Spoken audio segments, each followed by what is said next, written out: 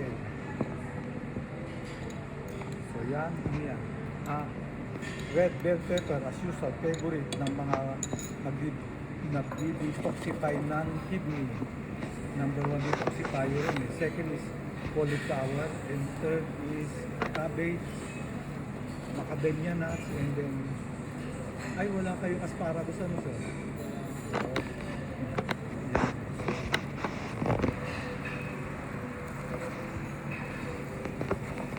So, huwag masyado lutuin, mas gusto ko fresh yan eh. Oh, yan, garlic. Sige pa. Lagay mo na lahat yan. Yan. Ako pag nagluluto ko, inuhuli ko yung pan eh. Yung red bell pepper. Kasi gusto kong hilaw yun. Yan. Ayan, onion. Pre-cook na yung onions mo, no? Kasi pag hilaw yan, kakapitan ng mga bakterya yan eh. Mangingitim. Yung itim na yun yung mga bakterya, mga virus, fungus. Ayan. Huwag lang masyado ng tips. Ibalsa na po, olive oil. Invite mo sir, lahat ng request ko, sinusunod niya. Mamabait sila rito kaya gusto ni Mocha rito eh.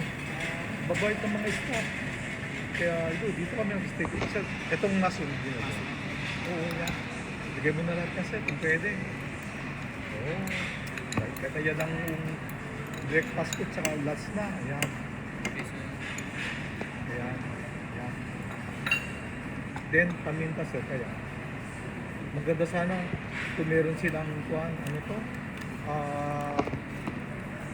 yung pink Himalayan salt, yun ang pinakamasarap na salt. Yan, iodized yan sir. Kunti lang sir, kasi alam mo na, medyo healthy na tayo, healthy food. Omelette, the king of hari ng itlog. Kasi nakita mo na pinost ko yung meron pa ako focus. Araw-araw mag-focus ako dito. Sita Dine Hotel. Ayan. Eh, gusto nyo ng kwan dito rin. Meron din itong hard-boiled eh. Kasi ito, fresh. Pwedeng magpagawa ng kwan dyan, ng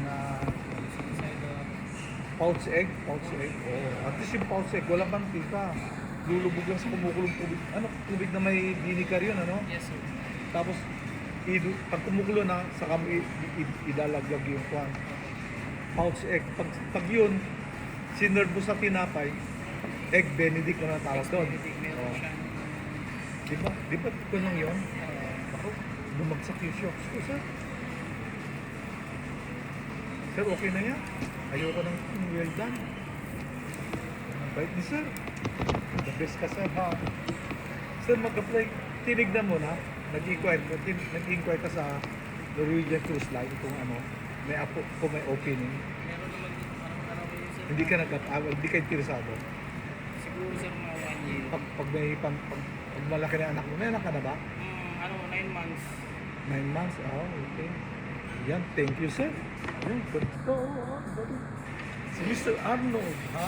Arnold is the name, is the man. Thank you sir, I love you sir. Sir, anong pangalan mo? Ha? Liomar. Sir, panoorin mo to after 2 days. Nakapost to si Mr. Liomar. Anong papel mo rito sir? Kitchen helper. Ha? Kitchen helper. Ano? Kitchen helper. Kitchen helper.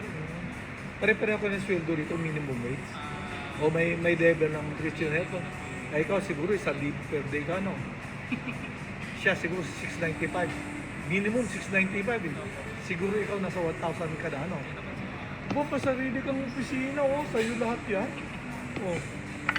Dapat sa'yo 1,000. O lagpas ng 1,000. Ha? Ayun. Secret, hindi na natin tanungin. Masyadong confidential na yun. Sige sir, thank you sir.